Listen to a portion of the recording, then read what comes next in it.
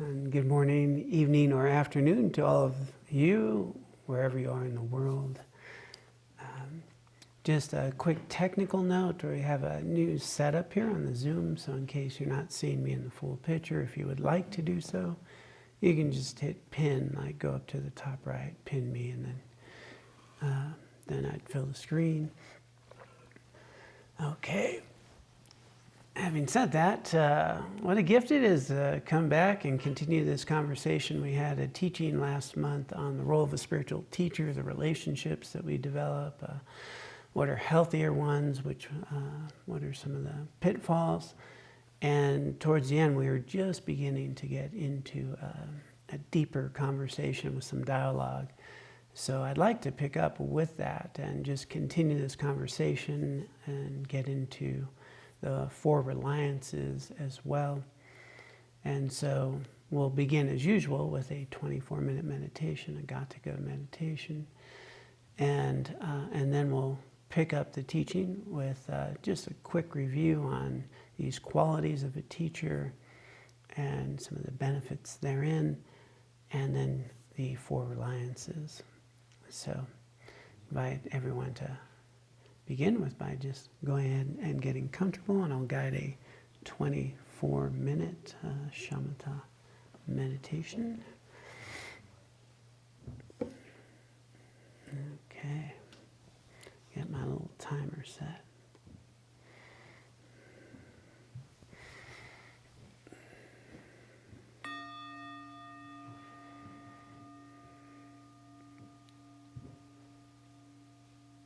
And let us begin by, first and foremost, giving ourselves permission to take a break, permission to relax. Often, simply preparing to meditate, we can find a little tightness or tension.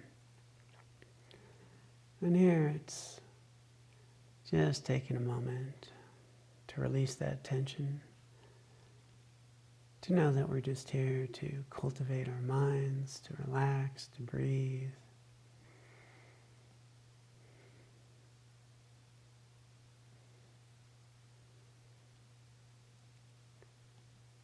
And to give ourselves permission to take a break from the busyness of the mind, from any worries or concerns or plans.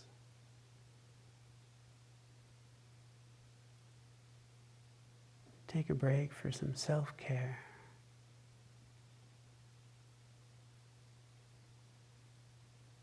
To relax, to breathe, to meditate. That this is your time.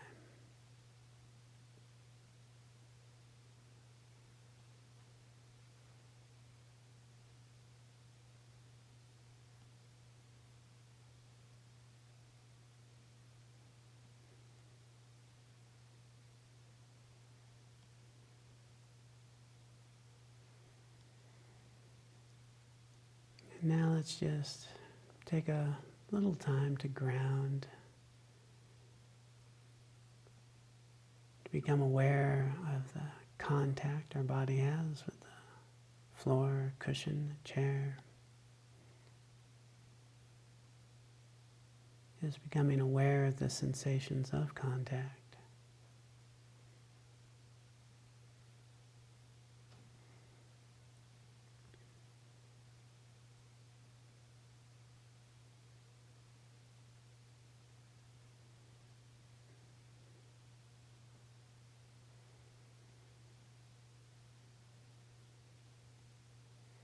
And let your awareness just descend into these areas of contact and rest your awareness there. I like the visualization of pebbles coming to rest at the bottom of the lake, letting your awareness settle into these areas of contact. These sensations just resting there. Nowhere to go, nowhere to be. Simply be aware.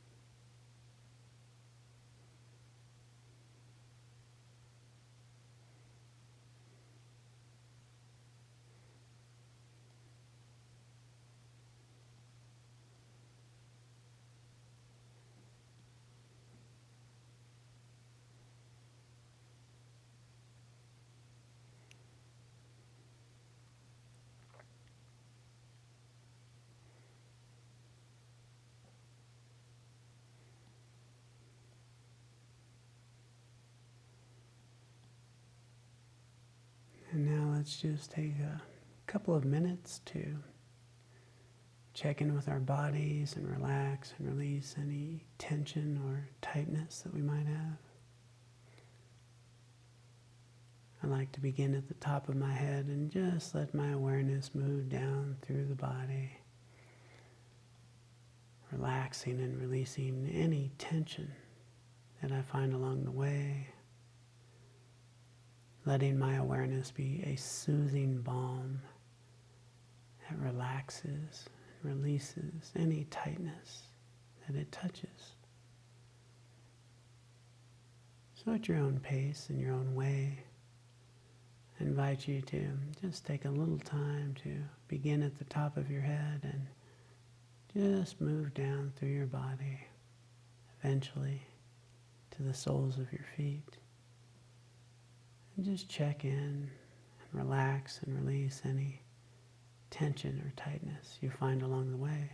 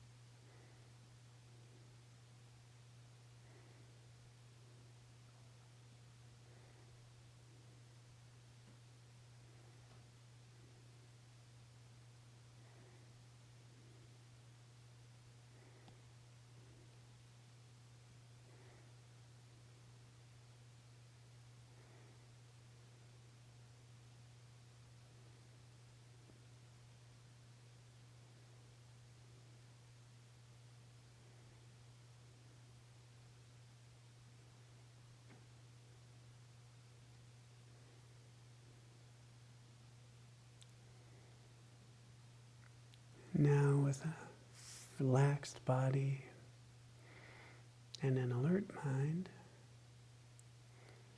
I invite you to shift your awareness to the breath. Just becoming aware of the sensations of breath as it enters and exits your body.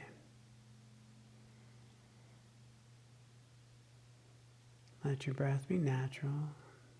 Simply be a witness, observing the sensations of breath.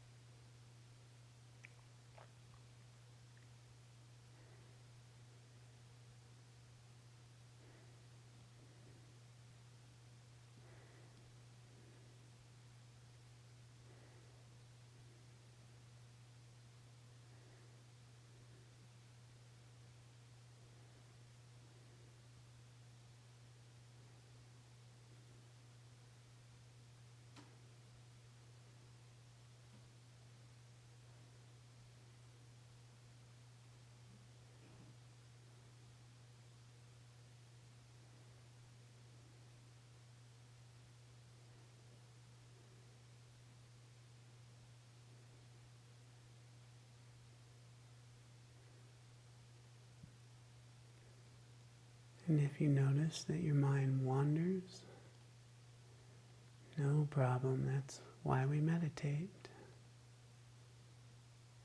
Just become aware that your mind has wandered. Then relax, release the thoughts, and return to the sensations of breath.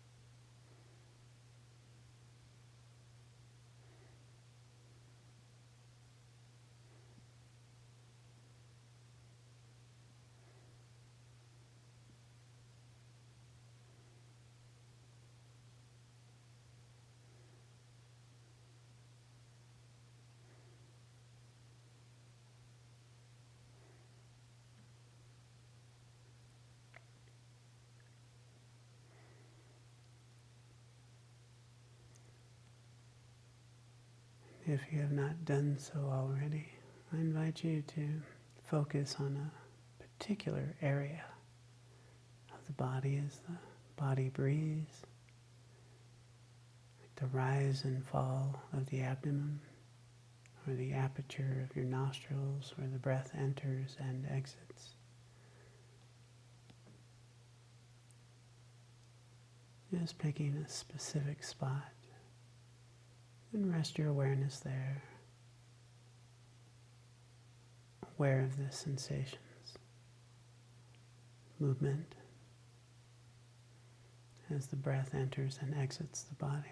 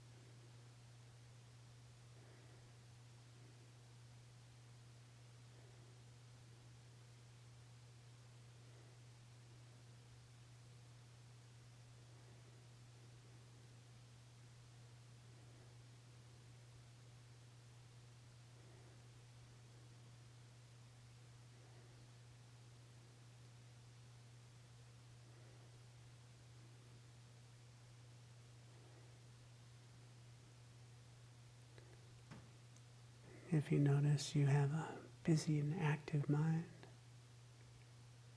just focused on the exhale a little more. With each exhale, just relax and release. And if you notice you're drowsy, I invite you to focus a little more on the in-breath, being aware of the life that it brings to your body.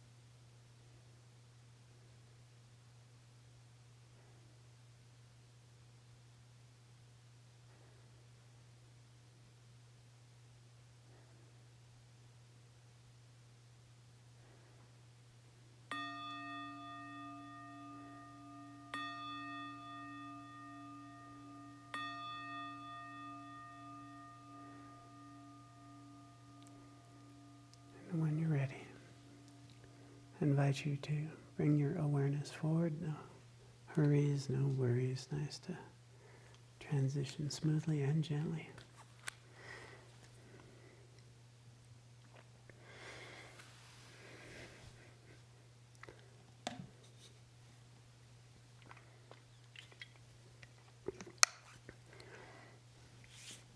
All right, well, thank you all for joining us on this Saturday. A real gift to be with you and opportunity to continue this discussion. We were just getting into it last month, and thought I would like to make this opportunity for us to have a little more back and forth, a little more discussion. And I think this subject is one that is really critical. When I think about anything we want to do in life, anything that's meaningful, we often seek guidance. And when we're thinking about what's the most meaningful thing to do in our lives, it's probably pretty good to have a good guide. And how do I uncover what's really valuable and meaningful in my life? So last month we uncovered these 10 qualities of a spiritual teacher. We talked quite a bit about distinguishing. How do we find a teacher? How do we evaluate whether they're good for us? And some of the pitfalls that happen along the way. And with that in mind, I thought it'd be really valuable to get to what we talk about in Buddhism as the two aims. You know, what's the purpose, right? It's nice to have an aim. What are we aiming for? And many of us could be here as human beings who like to just have a good life, like to be healthy, well, not to be too anxious, maybe have a little more joy in your life, be able to, raise a family, have, just a good worldly life. A lot of people might be here for that. Matter of fact, probably a lot of Buddhists are really here for that. And or we're talking about bodhisattva mind. And just me and ourselves where we're at. That's valuable. I'd like to live a good ethical life, not to suffer so much. To understand real causes of happiness and real causes of suffering. Very good aim.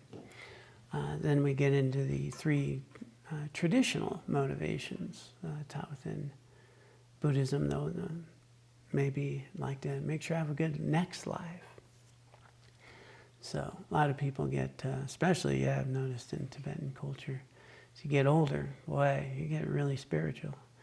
You're doing korwas, circumambulating, doing a lot of mantras. And a lot of people in even our Western culture start to get a little more thoughtful about what's a meaning of life, and as death becomes a little more apparent, start, okay, what's this all about and what's next? So we want to maybe make sure that we do okay there.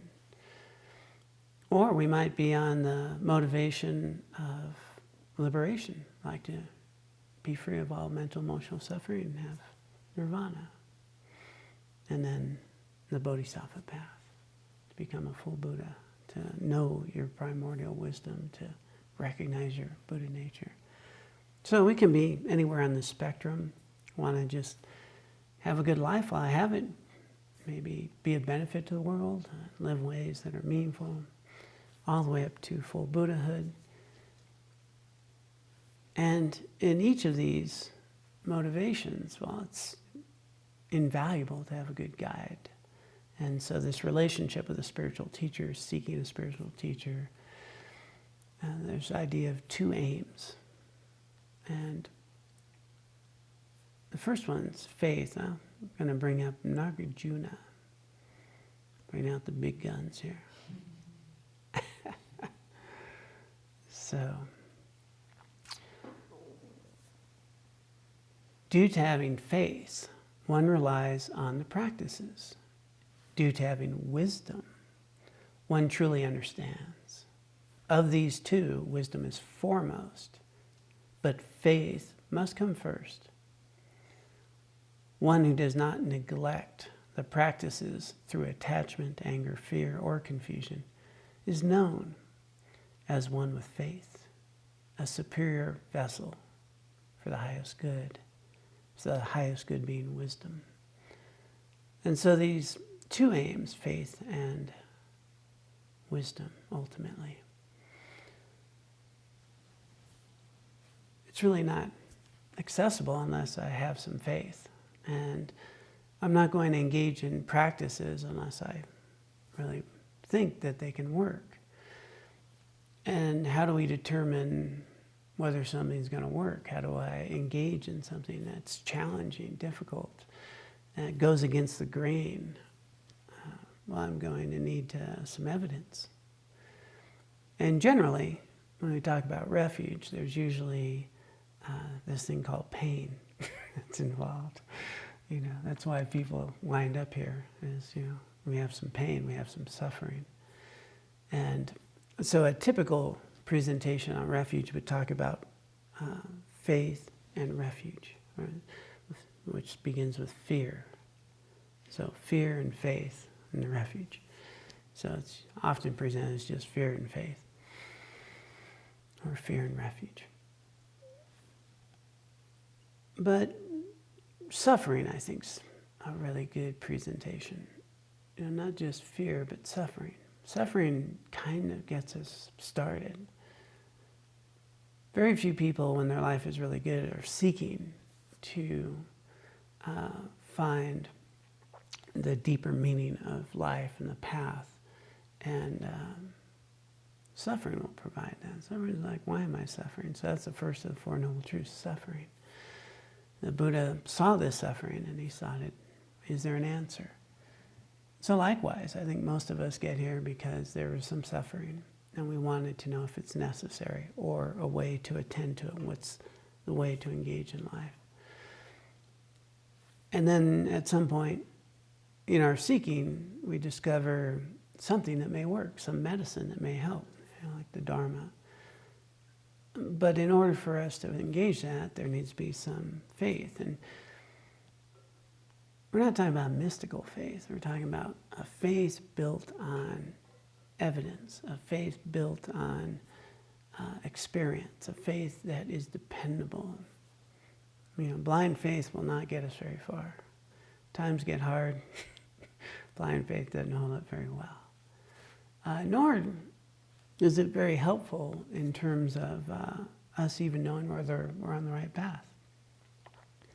So all of this is really about being grounded in cultivating a faith that is reliable, evidence-based, experiential, makes sense, and something I can really lean into. If I can lean into something,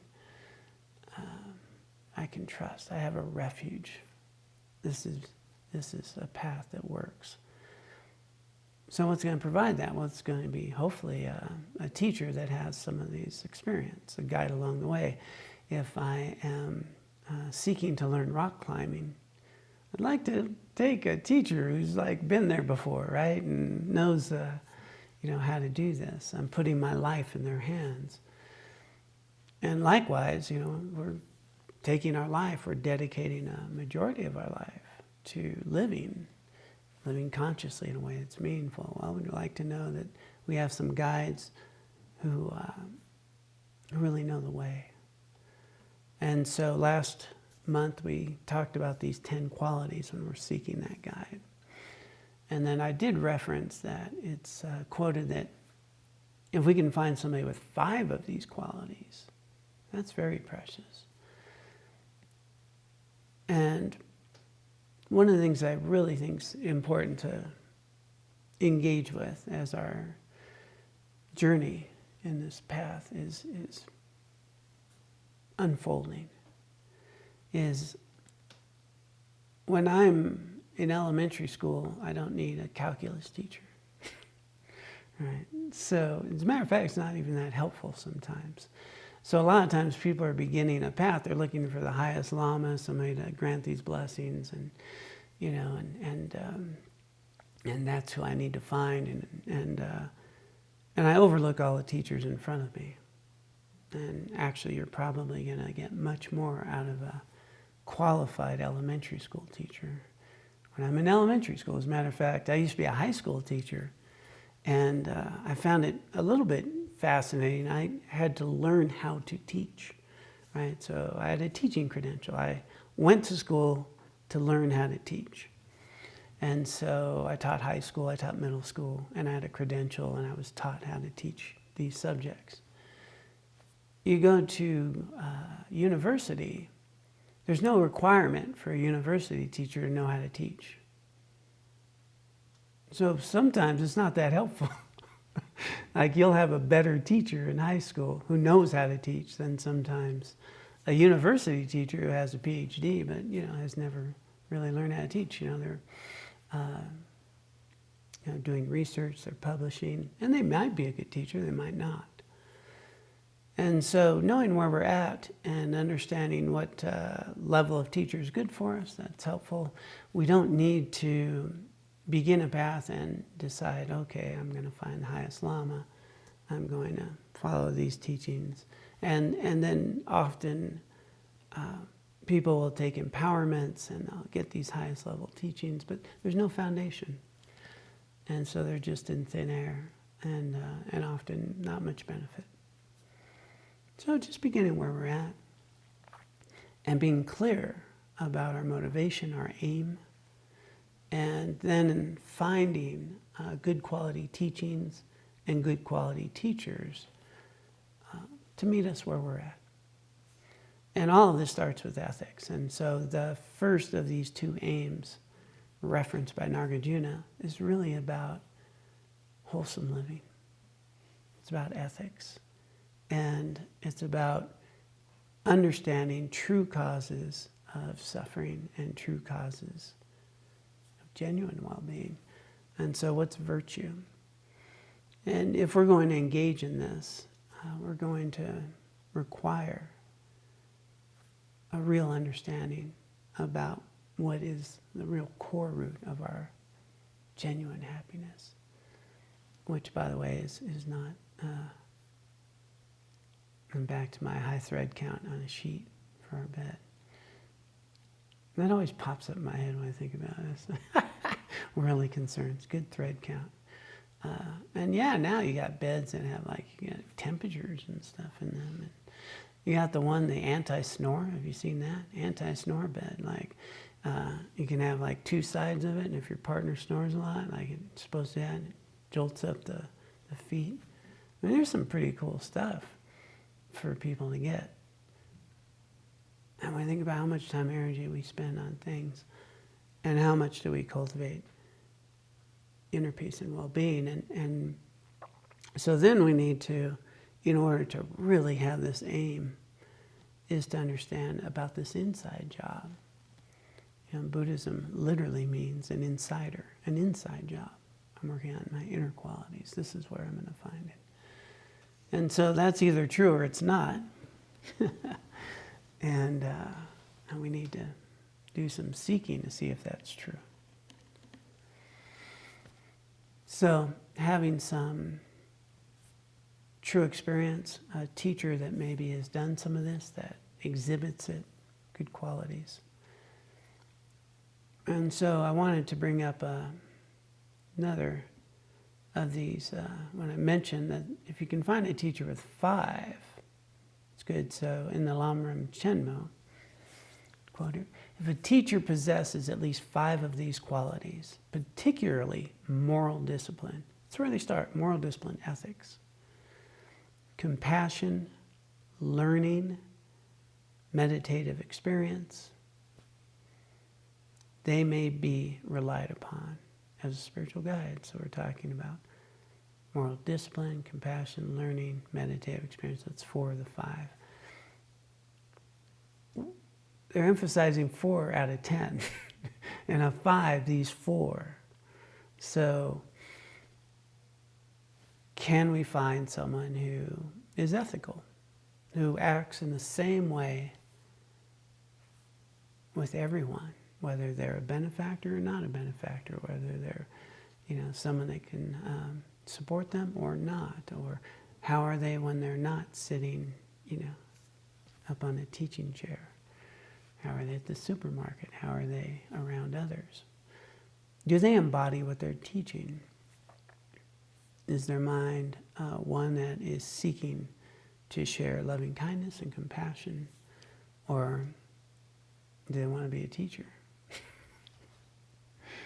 Yeah, I keep thinking that's one of the biggest disqualifications of a teacher, the desire to be a teacher. Or are they here to help you? So that's important. Compassion. Do you have a sense that they really want to help remove suffering? Learning. Have they studied? Have they trained? And then do they have some meditative experience? So this is a good foundation. We don't, always need to have the highest Lama. Can we find some teachers who have some ethics, compassion? They're educated, and not just educated academically, but they've trained, and do they have some meditative experience? Then I think good foundations highlighted here. Matter of fact, Chatrul Rinpoche is kind of renowned as not taking on many students and being very particular, because he didn't want to waste his time. He didn't want to waste his time. But you couldn't find a more dedicated practitioner or teacher. But he was for a particular student, and would avoid, being the head of a monastery or anything. He'd avoid that like the plague. But good quality students, his own practice, good teacher. So having said that, then as we engage in this path and we seek a teacher, well, the qualities of a student, one of which is that we have intelligence, that we have discernment, that we question teachings, that we are willing to try them and see if they work for us. And in this way, we start sorting things out. There's high quality teachers that may not be for you. They're ethical, they have these qualities, but they may not be for you. And then there's very charismatic teachers. Everybody's going there. Oh yeah, let's go do that. But could be some problems there.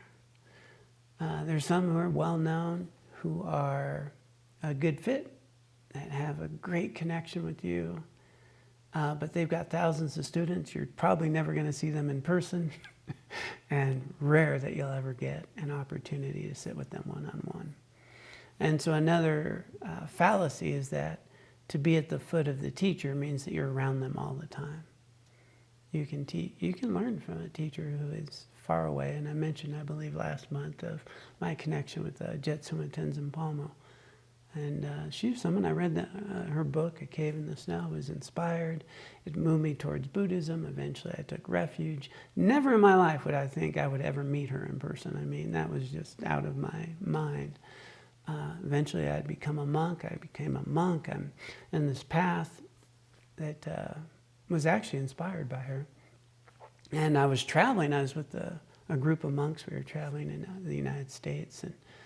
And she went to my monastery in Long Beach. And I'm like, in the East Coast, I'm like, Jetsuma Tenzin Palmo's in the United States at my monastery in Long Beach. And I'm in, on duty in the East Coast. I'm thinking, I'm never going to have that chance again. Like, man, that close. But eventually I did get an opportunity to meet her. She was in California one time. We got to meet with her and have a conversation. And my wife and I did get to visit her at her nunnery in India. And so had those couple one-on-one sessions, which are meaningful. But actually, I've listened to nearly every teaching she's ever given online. And where am I really getting the teaching, right? It's there. And so you can actually receive quite a bit of teaching, have a spiritual mentor. I've met His Holiness the 14th Dalai Lama a few times, had some interaction. Consider him a heart guru. Can I call him up? No. Does he know who I am? I doubt it. Who knows what his mind does know. But that heart connection can be there. So we can have a heart connection with an incredible being, an enlightened being, and not have to have those individual sessions. So where do we get those individual sessions? Well, we need to find some people who are more accessible and that we can talk to, that we can ask questions about, that we can have a dialogue with. And there's where we're going to get a lot of direct guidance, while at the same time having maybe a heart guru whom maybe we have not physically even met. Or you might meet one day beyond your wildest dreams. I mean, I never thought I'd meet His Holiness. I never thought I'd meet Tenzin. Tenzin Tenzin Palma. And the opportunity to have a teacher like Lama Alan Wallace, has come up. And so often people will say, well, how do I create the conditions? How do I find a teacher? And, my general answer is be a good student. That's how you find a good teacher, is you be a good student. You engage in teachings. You take these steps to cultivate these two aims of cultivating these ethics, these practices. And over time, we ripen, and potentials ripen, and our teachers appear. But if I'm running around to find a good teacher so I could become a good student, that's kind of counterproductive. And I think a lot of people do that. A lot of people wind up spending quite a bit of time seeking out the right teacher rather than becoming a good student. And we don't even know that a good teacher might be right in front of you. I mean, clearly I'm not, but there could be someone else, that you bump into and have those qualities. I remember us being at a teaching. It was His Holiness 14th Dalai Lama's teaching, and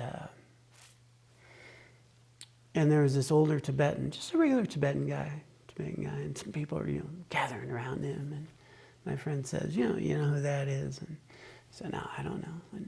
And he tells me who he is. I forget his name, but it turns out he was one of these great lamas, these incredible tukus, and this being. And during the big diaspora, where monks came into India, and they spread out and escaped Tibet and different things. Well, he disappeared. Nobody knew where he went. And one day, these two monks are in New York, and they go to a restaurant, and they see this busboy, and it's him.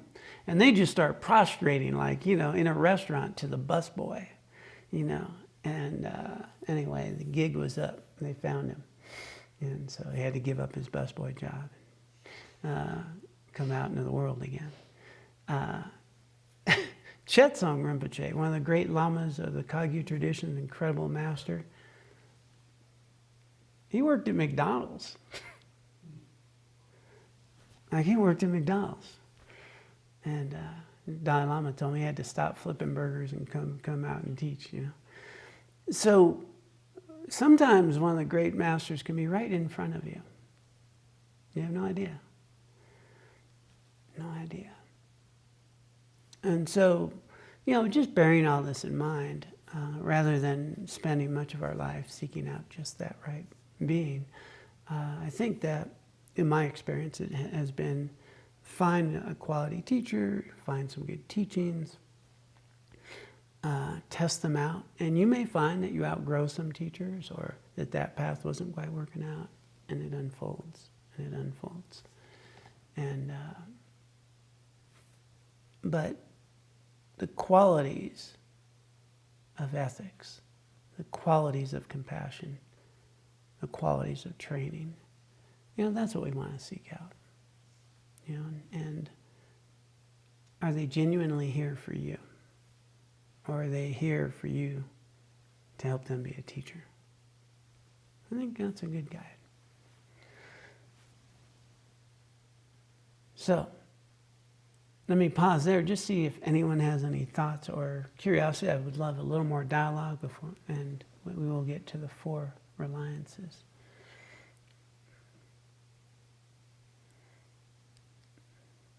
Nicole.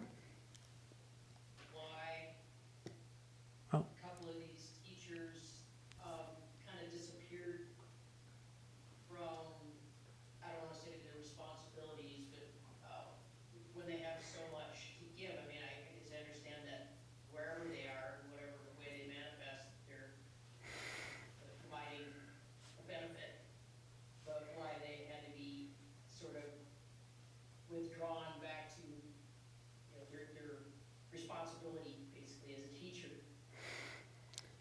Yeah, I can't speak obviously for why they chose to do these things, but we did visit with Chetsong Rinpoche, and he actually had mentioned. I mean, I think it was just in the situations. He had actually endured some real difficult times in Tibet and got out later, and wound up in New York, but he learned a lot about the Western mind. Like, he really, in his time in the U.S., in time doing these things, and how the Western mind thinks and everything. And so I think there was also, he certainly shared a lot of beneficial qualities of that time there. But I think it had to do with parents and family and different things and duties. Not that he was particularly trying to hide, in his case. The other one I didn't really know about. I just heard the story. But yeah, there's all these reasons that unfold. And also, we don't know where our teachers may wind up. And one of the things that I find helpful is that it is said that a Buddha can spend a whole life in the form of a human being for them to deliver just the one sentence somebody needs in their life that puts them on the path. And, that could be your waiter. Could be your busboy. It could be, but in, the story of David Gonzalez and his aunt, who pretty much, in his book, he is an amazing being. We don't have time to get into his whole unpacking, but a young man in Seattle who's, had actually translated the Dharma, found the teacher, just unloaded volumes of the highest yogic tantric practices and all that. But basically, his aunt was his protector, and towards the end of her life, with Lama Zopa Rinpoche, she's in hospital bed, looks at Lama Zopa and just starts give him direction. And David's like, what is going on? And Lama Zopa said, don't you know who she is? You've been doing these practices all these years, you don't know who she is. And, she was the Dharma protector. And, even when she passed in the hospital, fluids that came out of her body were like perfume, And it's like, yeah, he just thought it was his aunt. So anyway, miraculous things happen. Who knows why these things unfold? All right, Nicole.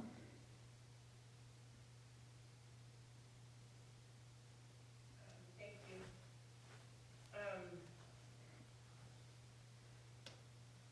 When you're listening to a recording, or watching a YouTube video of Jetsuma Tenzin Palmo, do you sit as if you were at her teaching, or do you ever listen while you're walking dogs?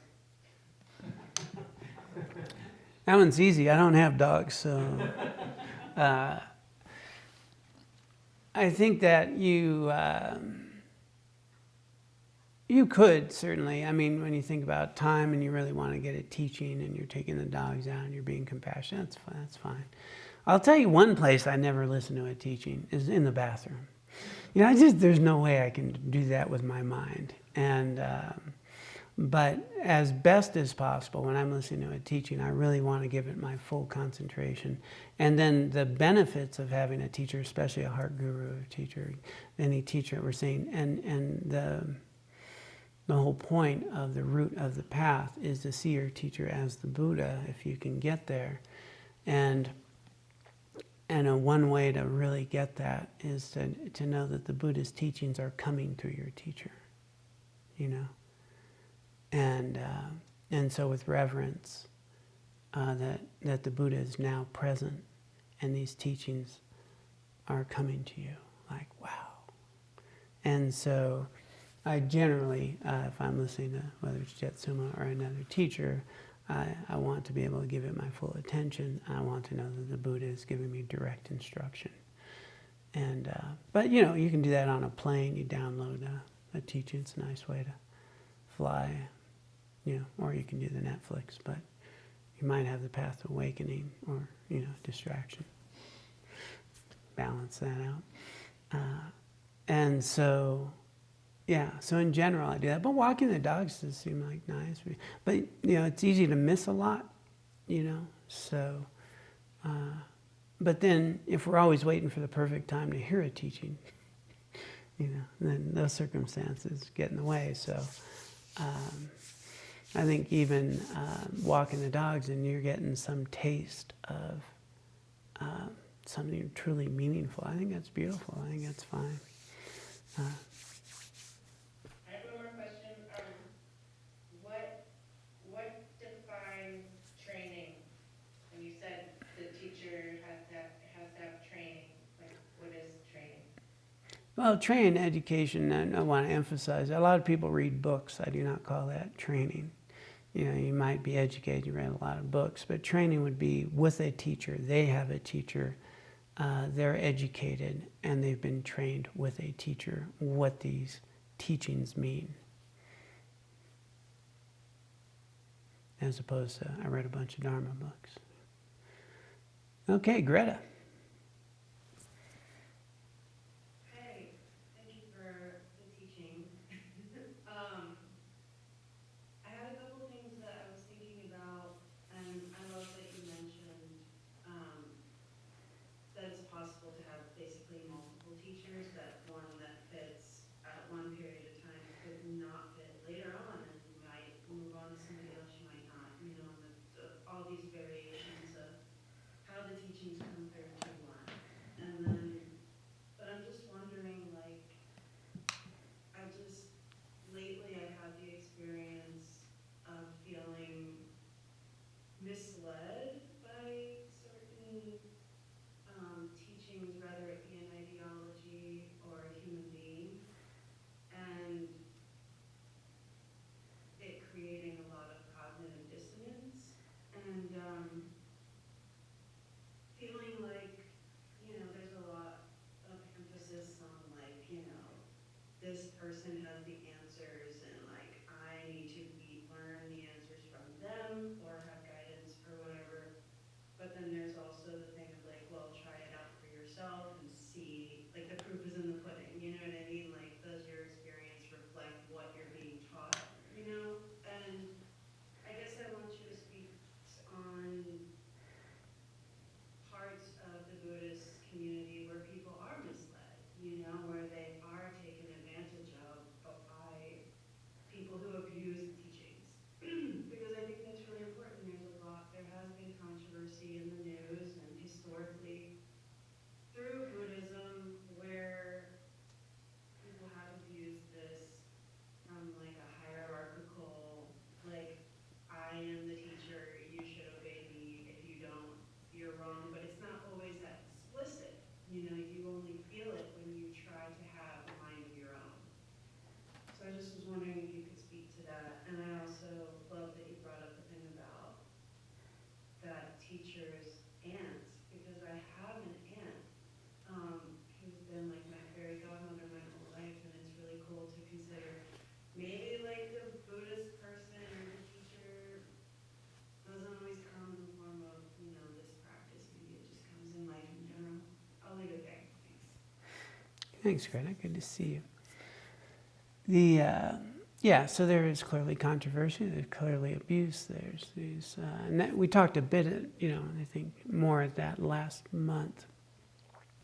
One real valuable, I think, guidance, again, coming from Jetsuma Tenzin Palmo, she said that her teacher never demanded her to do anything. And that's a quick tip-off. Never demanded you do this. But rather, if she, suggested, like, I think here's what I'd like to do, teacher would say, are you sure you want to do that? And which was basically saying, that's probably not a good idea,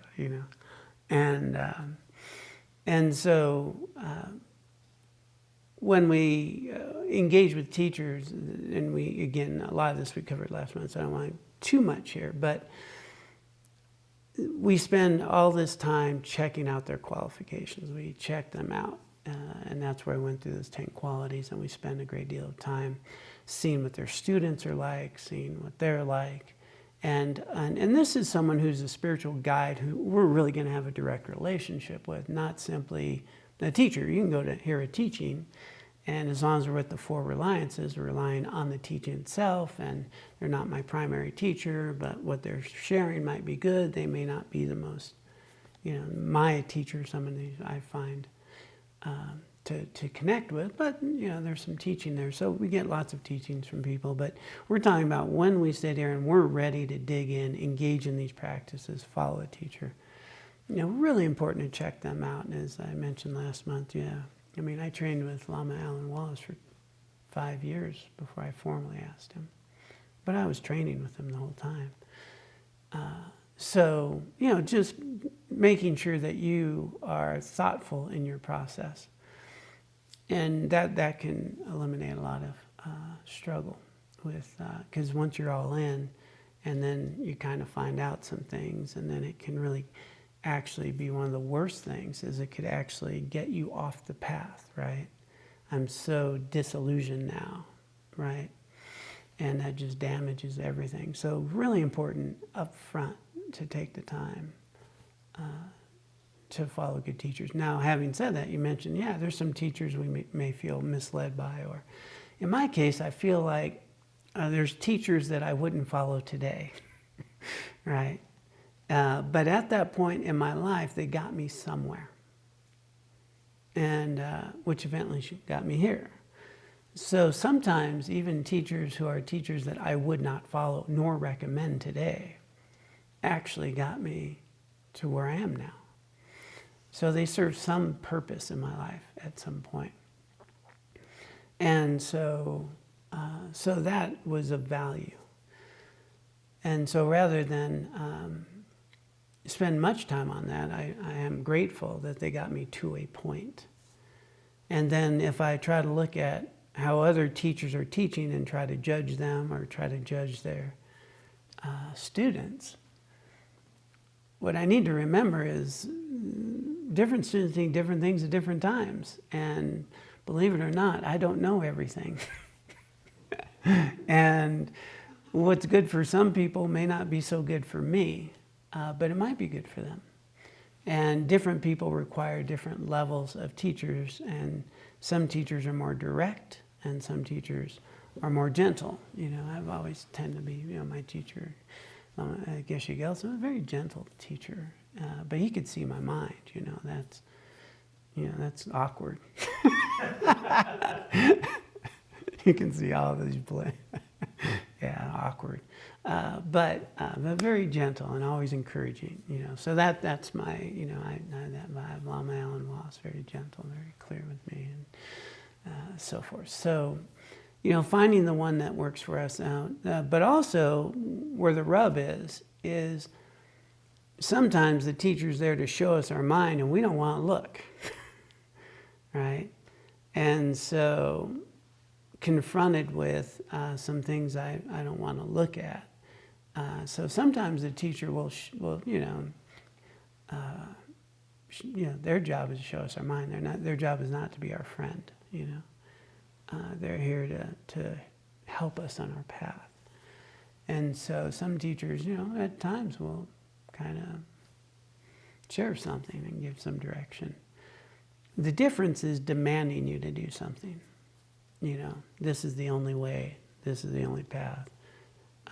Here's what you need to do. I demand these types of things to serve me or some way. Those are kind of red flags. Yeah. Hey, John, I have a question. Yes.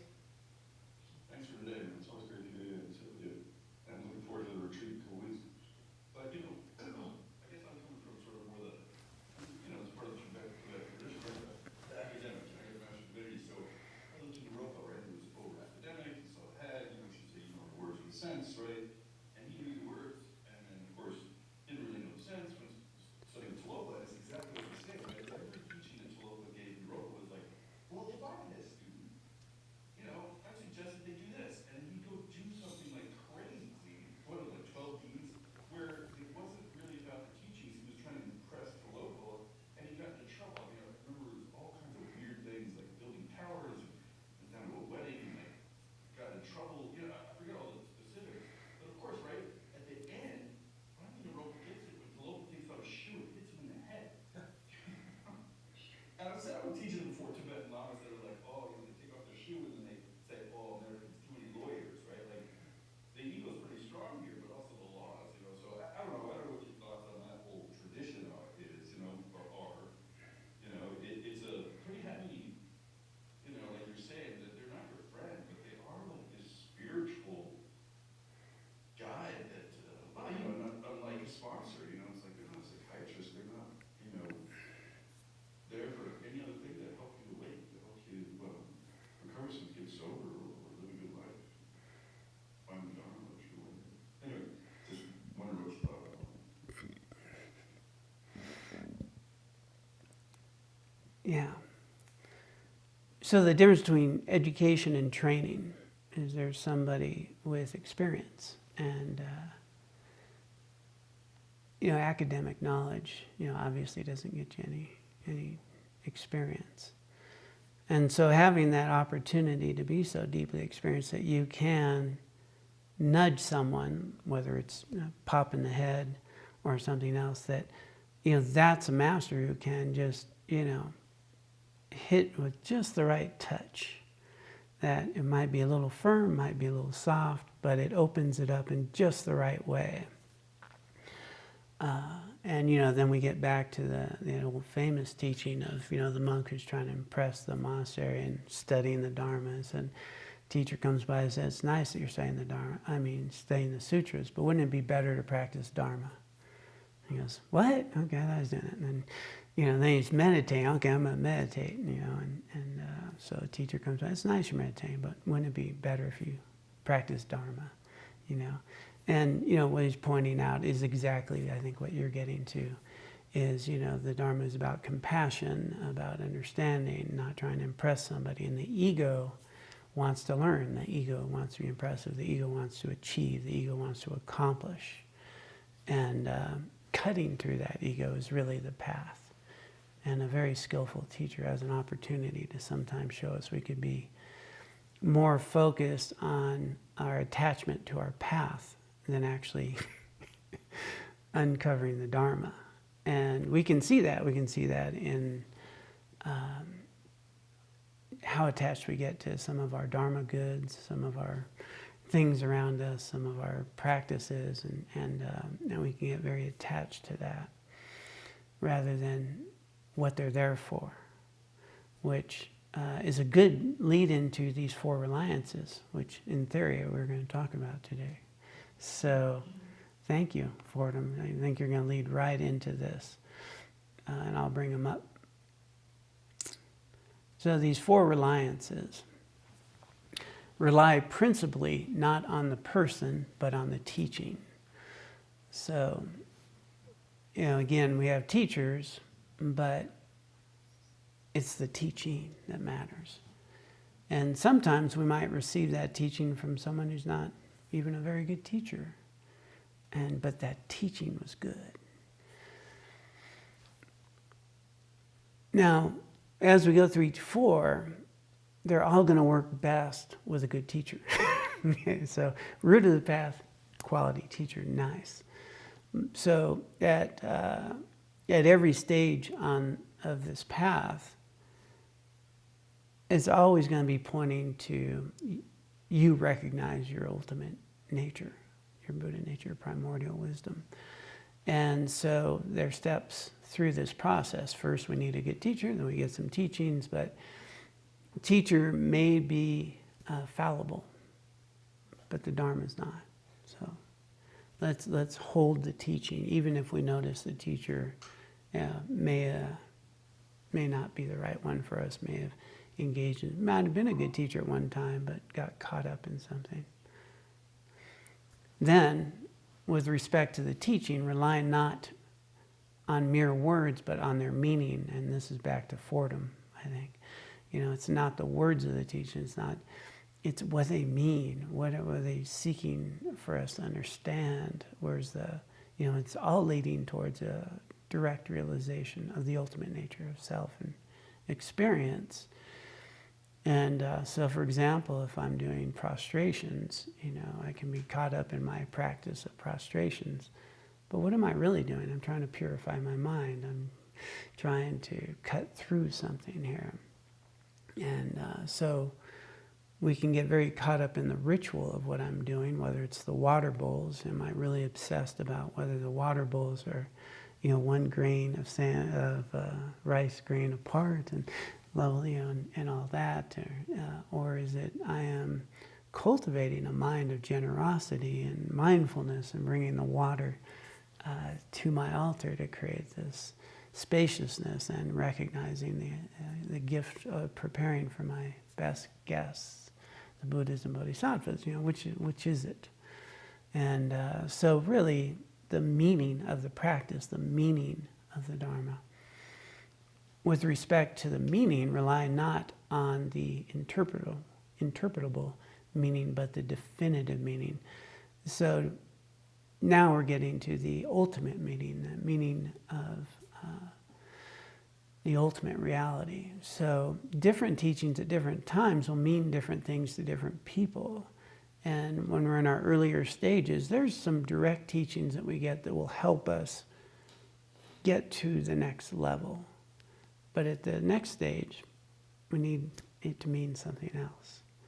And so along the way, depending on where we are with our understanding of interdependence, of the ultimate nature of reality, certain teachings, the actual way it was taught to us, gets taught to us a little differently.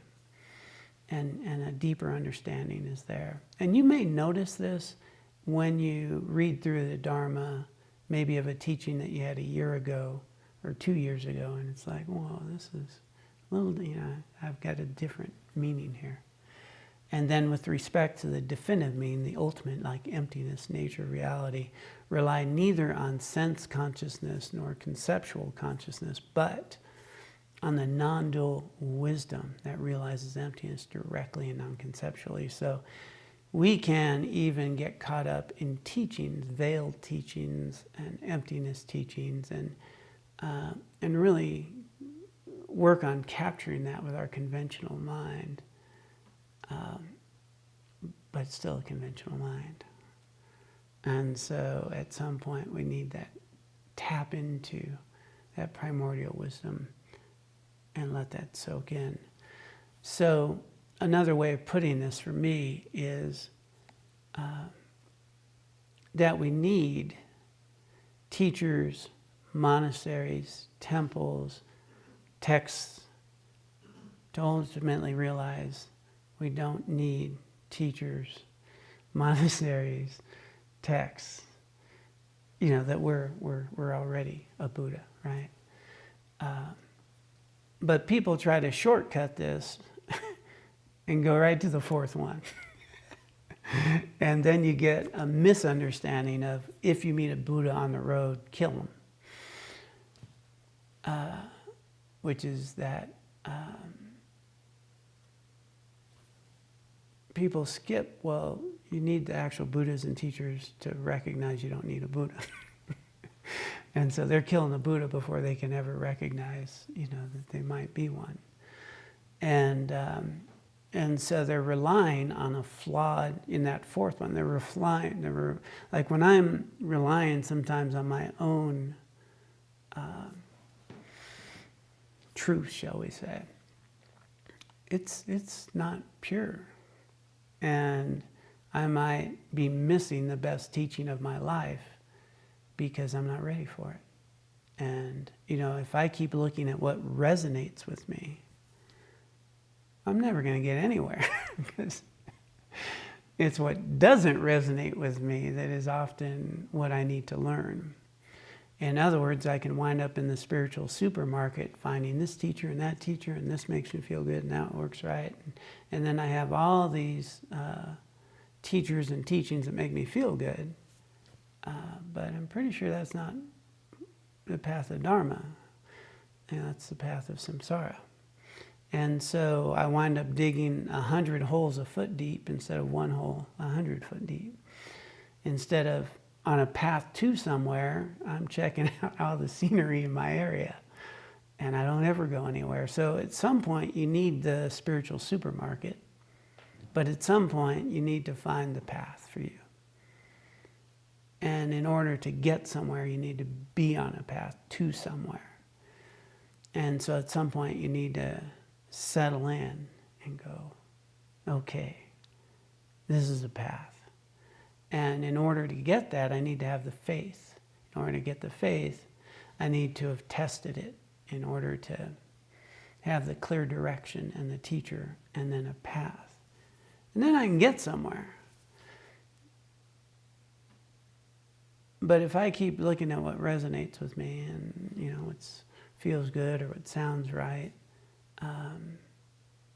chances are I'm going to be, just a hedonic life again, looking for what resonates, rather than what's actually challenging my ego back to Fordham, what's actually getting to the root of my suffering, my self-centeredness. Just finding people that confirm what I know. And that's not so helpful. Lori, good to have you here.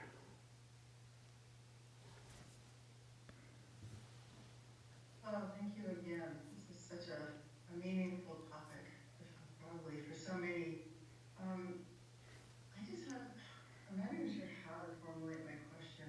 I was typing a question in about what happens in those situations about when a guru comes up, as in David Gonzalez.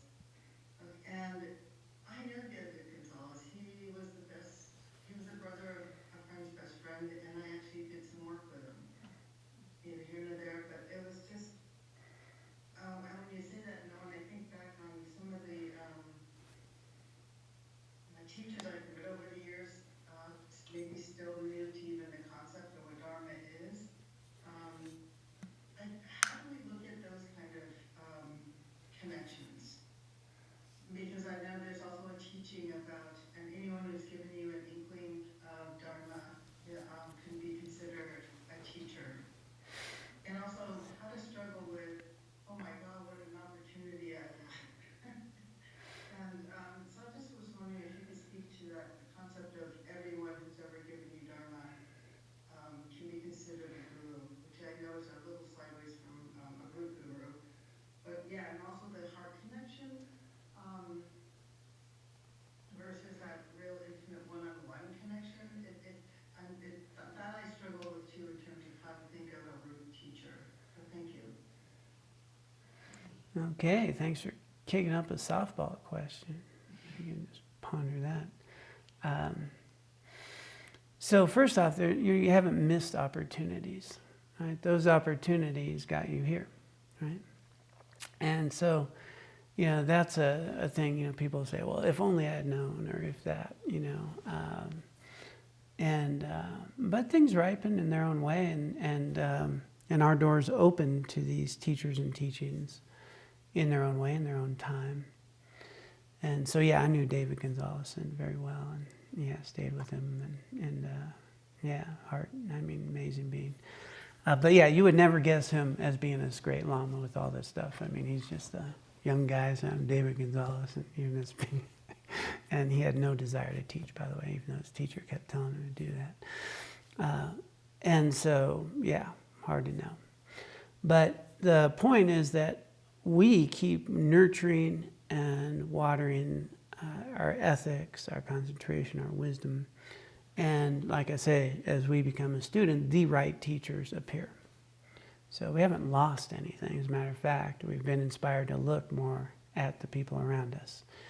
And then, yes, anyone technically has given us a dharma, we can consider a teacher, but you know, when you're doing your refuge tree, that's a whole lot of people to put in there. So, but if you start to attend to everyone, you know, and they're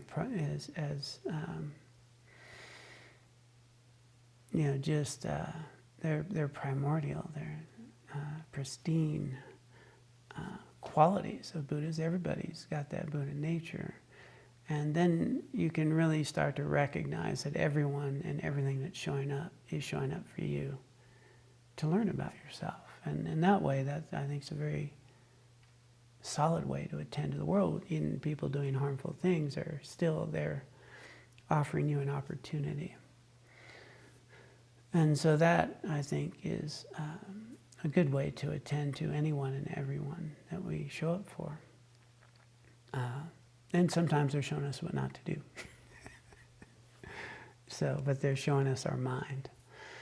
And then the difference at some point when we get what we call a heart guru, you know, that is someone that we're committed full on, no matter what, all in, and can really, you know, take anything as the path.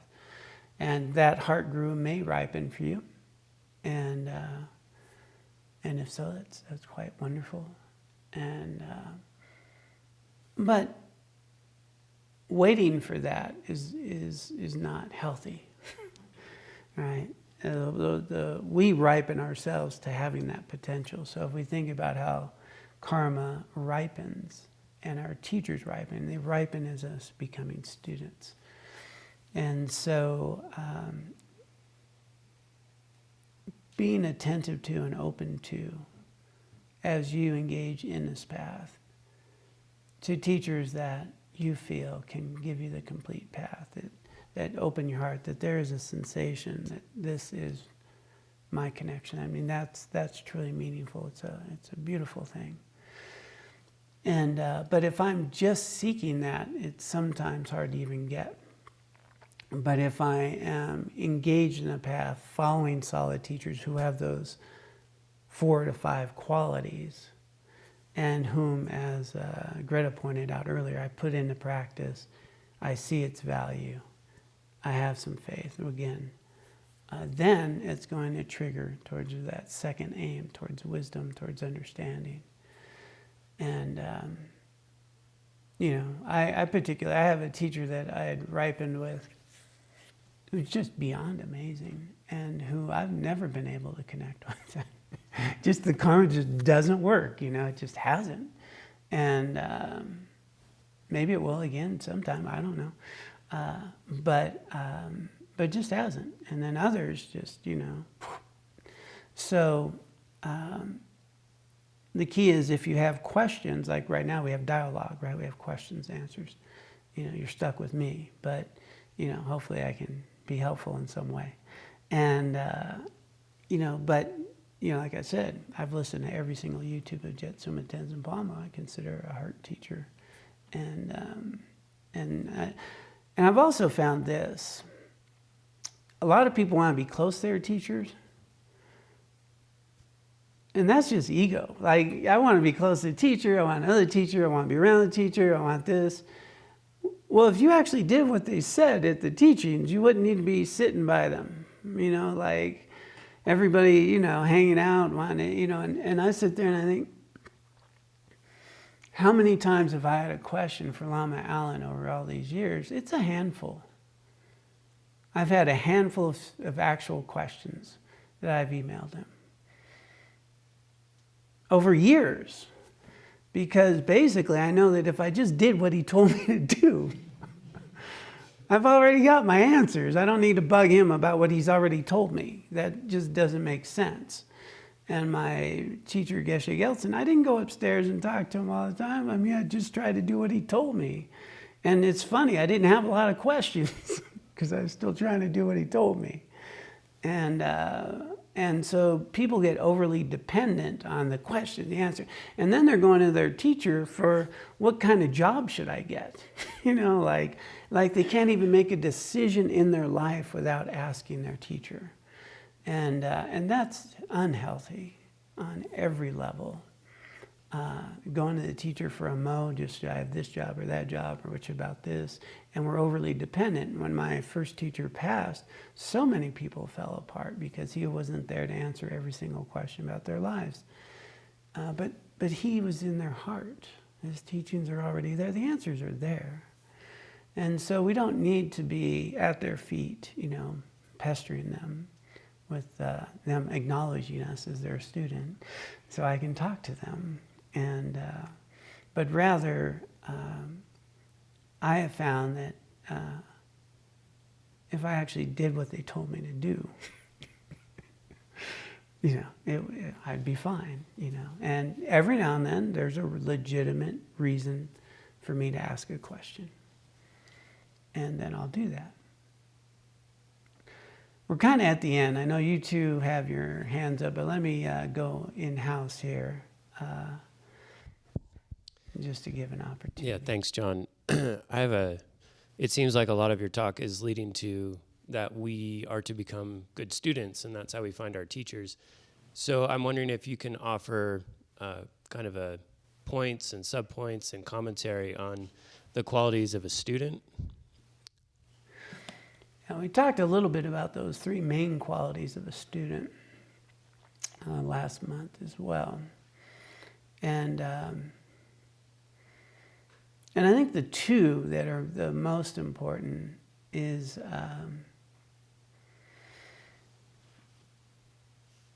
open-mindedness, discernment. And that's the tricky part, okay? Open-mindedness and discernment, meaning I have to be willing to be a student. There's very few people sometimes who are willing to be a student. I'm willing to find a teacher who's telling me what I want to hear. I'm good with that. But it's very difficult to become willing to change me to be a student. So that open-mindedness with discernment. And so that's the counteract. Open-mindedness means I'm willing to explore. I'm willing to be teachable, right? We got the three qualities of the pot. But I need to not throw away my own capacity and to discern, to question. So as teachings get presented, there's three wisdoms: hearing the teaching, analyzing the teaching, meditating on the teaching. So when I receive a teaching, I need to be open to receiving it fully. Here's what's being shared. Here's the context that's being shared. I'm open to it. Now I'm going to challenge it. Does this hold up? Is it accurate? Does this seem to work? Will this, you know? And there, to really get into that analytical process and, okay, this does seem to make sense. There's some evidence. I see people have done it. I've seen their benefit. And then the other part with the qualities of a good student, the qualities of a student, is that they're going to put it into practice, that they're going to do it. And so those two, the open-mindedness and the willingness, open-mindedness and willingness, which, by the way, happen to be core to the foundational programs of recovery for people with addictions to change their life. Open-mindedness and willingness. It seems to be what is required to heal. What ails us is I'm stuck in samsara, I'm stuck in affliction. Everything I've tried keeps me stuck. I need to try something new. I need to become teachable. I need to be open-minded. And I need to be willing to take the medicine, right? And so those qualities of a student is to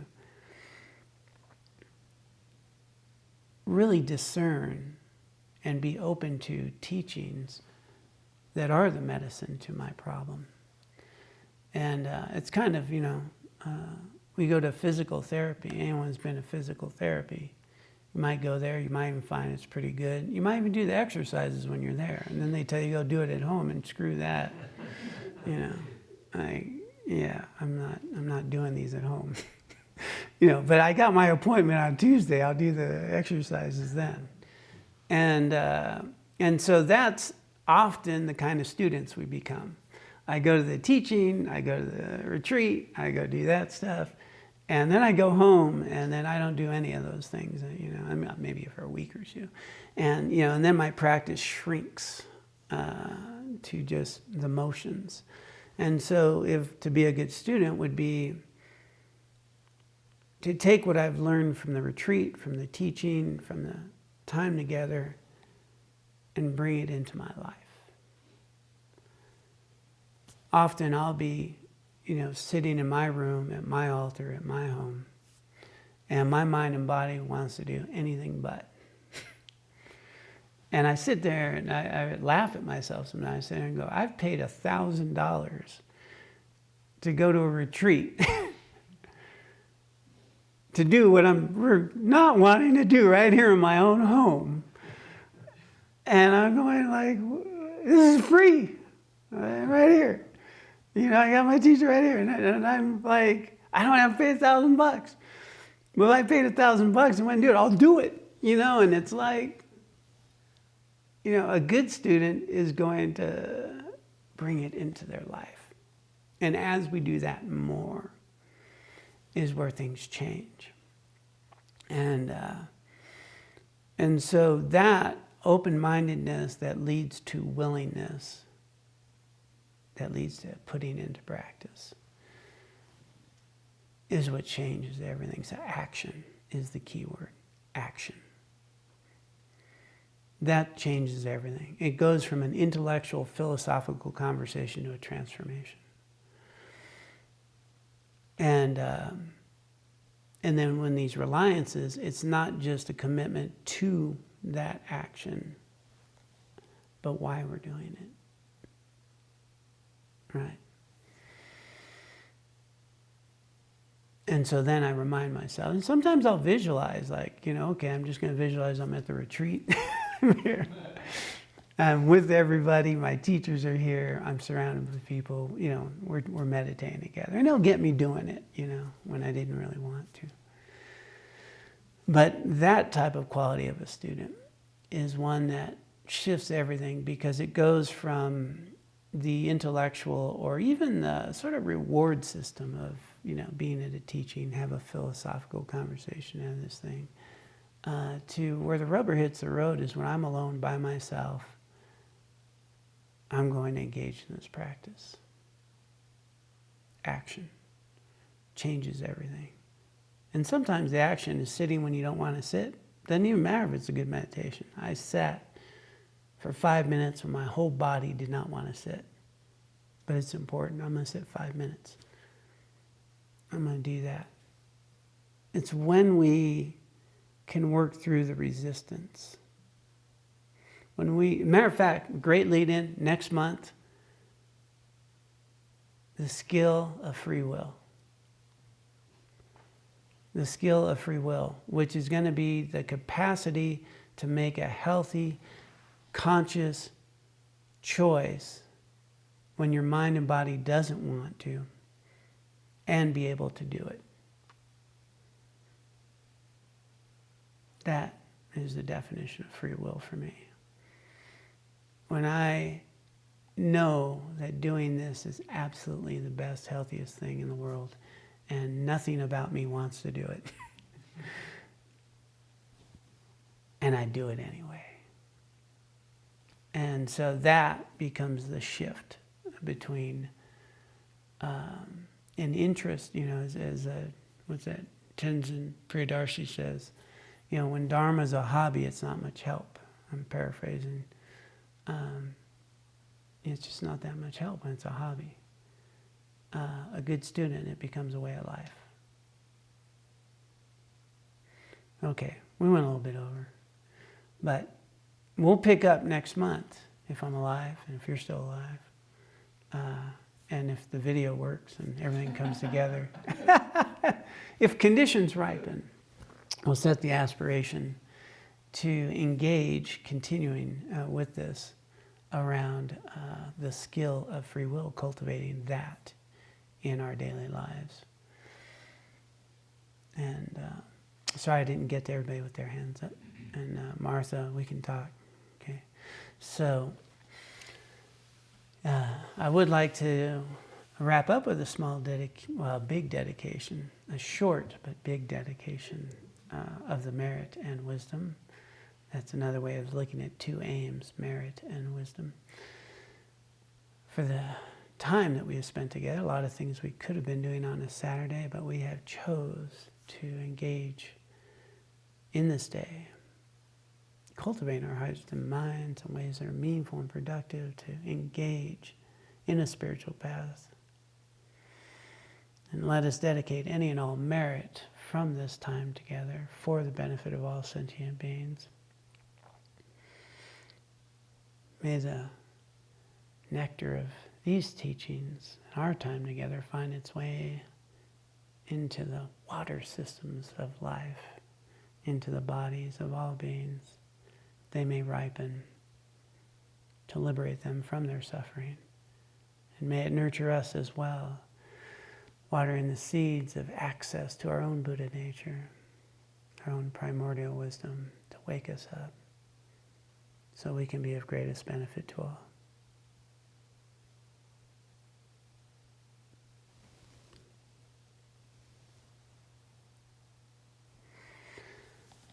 All right. Well, thank you all so much. Such a joy to be with all of you and an honor to be here at the Center for Contemplative Research, aka CCR, and Mio Samten Ling. Thank you all for joining us and for all that you do for the world. Please be well. Take good care of yourselves. Good care of those around you.